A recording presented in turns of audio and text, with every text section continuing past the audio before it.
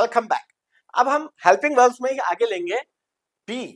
अब ये बी जो है, अगर ये फुल फॉर्म में आएगा तो पूरा बी बोलेगा, बड़ा बी स्ट्रॉन्ग फॉर्म, और वीक फॉर्म ये वाली है, छोटा हो जाएगा ई की मात्रा, तो ये हो गया बी। अब ये स्ट्रॉन्ग फॉर्म कहां कहां काम आएगा? कंट्रास्ट में, कॉन्ट्रास्ट जैसे the be all and end all, वो कुछ उसका हुआ, खत्म कर दिया सब कुछ। Anyway, the be all and end all, ठीक है। यहाँ पे ये बी और ये एंड, ये कंट्रास्ट है, कंट्रास्ट की वजह से ये यहाँ स्ट्रॉन्ग फॉर्म आएगी। फाइनल पोजीशन टॉनिक स्ट्रेस की वजह से, so what will it be, what will it be.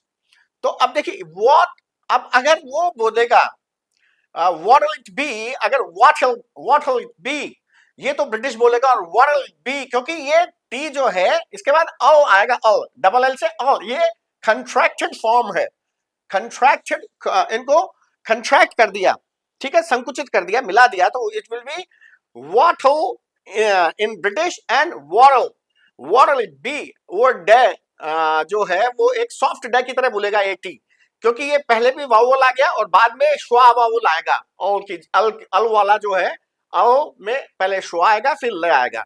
So what will it be, ये क्या होगा? अच्छा, वीक फॉर्म, अब ये वीक फॉर्म में जो है बड़ा बी की जगह वो छोटी बी हो गई।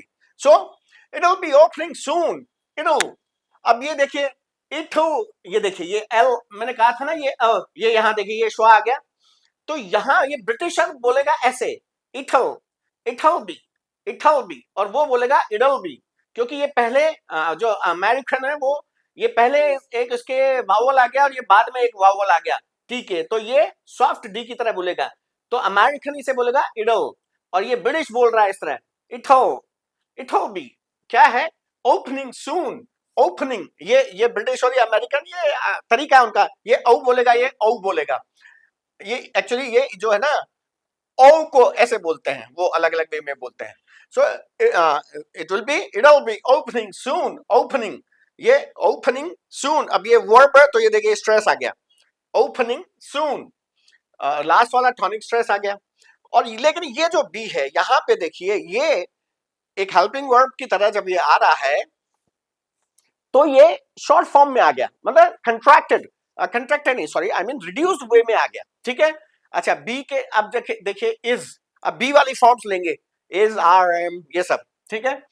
इज में देखिए स्ट्रॉन्ग फॉर्म तो है इज, और वीक फॉर्म में ये ई गायब हो जाता है, सिर्फ जे बच जाता है या से बच जाता है। से कब बचेगा? एक्चुअली से जो है बचना तो जे ही चाहिए, पर जब हमारे पास देखिए ये से, जब हमारे पास when preceding word ends in voiceless consonant, अगर voiceless consonant से end होगा, ये देखिए voiceless consonant, जैसे ये पोप है, पोप कैथोलिक चर्च का हेड, अब ये पोप का जो एंडिंग है वो पी से हो रही है, और पी जो है वो पी, आई शपथ उनका कपट सच है, ये फॉर्मूला हमने देखा था कि वॉइसलेस का तो ये फॉर्मूला है, आई शपथ उनका खपट सच है, और वॉइस का ये फॉर्मूला है कौन सा?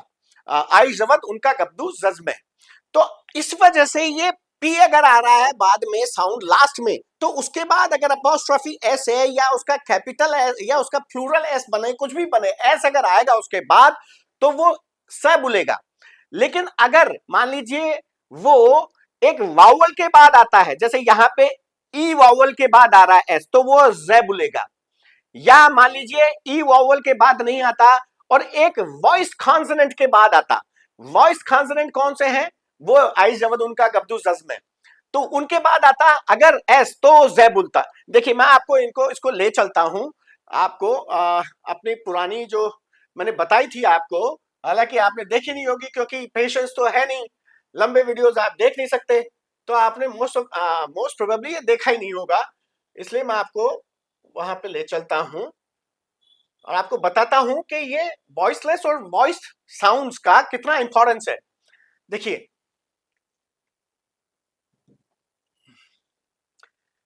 वॉइसलेस जो होता है, सिर्फ 9 ऐसे कॉन्सोनेंट्स हैं जो इंग्लिश में वॉइसलेस हैं, जिसमें ये वॉइस बॉक्स काम नहीं आता, ठीक है। वो कौन से है? आई शफत उनका कपट सच है, शफत श फ स ख फ ठ स च और ह, सिर्फ ये आई शफत उनका खपत सच है। अब है जो है वो लास्ट में कभी आता ही नहीं है। किसी भी वर्ड के एंड में एच या है साउंड नहीं आती। ठीक है, अगर जैसे मान लीजिए ओ है, ओ एच, तो उसका है नहीं बोलेगा, they will call it oh, oh man what have you done. So oh हो गया, एच कभी बोलता ही नहीं लास्ट में, तो एच को तो छोड़ दीजिए। बाकी बचे ये, देखिए आई शफत उनका खपत सच है को छोड़ा, तो ये आई शफत उनका खपत सच, ये है सारे अनवॉइस्ड जिसमें हमारा वॉइस बॉक्स काम नहीं आता। और ये है वॉइस, इन्हीं के काउंटर पार्ट, श का काउंटर पार्ट ज, ये फ का व, फ का ज, ख का ग, तो ये इसके काउंटर पार्ट हो गए जो कि वॉइस काउंटर पार्ट्स हैं इनके। तो इसका फॉर्मूला क्या है, आई जबत अपना गब्दू जज में। अब ये देखिए, और जो वाउल्स हैं, वाउल सारे के सारे वॉइस होते हैं क्योंकि वाउल में हमारा वॉइस बॉक्स काम आता है। अब इसी का जो फॉर्मूला मैंने बना दिया वही देखिए, ये निमोनिक स्मृति सहायक सूत्र ये हमने बनाया। मराठी माँ कहती है आई शपथ, है ना, मराठी माँ को आई कहते हैं, आई शपथ उनका कपट सच है, वो कपटी है अंग्रेज। उन्होंने ये सिर्फ 8 जो है ये वॉइसलेस बनाए, बाकी सारा वॉइस्ड है। तो आई शपथ, ये पै का मैंने फ ले लिया है क्योंकि ये पै यहां भी आया है इसलिए। तो आई शपथ उनका खपत सच है, ये है भूल जाइए। अब ये देखिए, ये है वॉइस, आई जबद अपना गबरू या गबदू जज में। ठीक है, अब इसको ध्यान रखिएगा। अब देखिए ये कहां काम आता है, इसका यूज हम देखेंगे कि ये मैंने अभी एस की बात हो रही है। देखिए फाइनल एस में अगर है, फाइनल लास्ट में यदि मूल शब्द अघोष ध्वनि से, अघोष यानी अनवॉइस्ड ध्वनि से खत्म होता है तो एस या ईएस के लिए सिर्फ से बोलेगा। तो अनवॉइस्ड से जैसे फोप्स, फोप्स कमिंग, तो वो फोप फे से एंड हुआ, और आई शपथ उनका खपत फ, तो वो फे से एंड हुआ, इसलिए एस या ईएस का क्या बनेगा, स। और अगर मूल शब्द सघोष ध्वनि से, सघोष यानी वॉइस्ड, वॉइस बॉक्स काम आएगा, मूल शब्द सघोष ध्वनि से खत्म हो तो एस या ईएस के लिए क्या बनेगा, ज। जैसे मूल शब्द में अगर सघोष, सघोष में यानी वॉइस, वॉइस यानी वावल कोई सा हो, जैसे शी इज कमिंग, तो ई से एंड हुआ तो एस जो है वो बनेगा ज। और यहां या फिर वो सघोष जवद गबरू जज में वो 8 हो तो उनके बाद भी अगर एस आता है, चाहे अपॉस्ट्रोफी एस हो चाहे प्लूरल वाला एस हो, वो क्या बोलेगा, ज। और अगर मान लीजिए मूल शब्द सिबिलेंट साउंड है, मान लीजिए मूल शब्द में स जैसा पहले से ही साउंड आ गया, तो फिर एस या एस लगने पे क्या बनेगा, इज। ठीक है, अब जैसे मिस, मिसेस।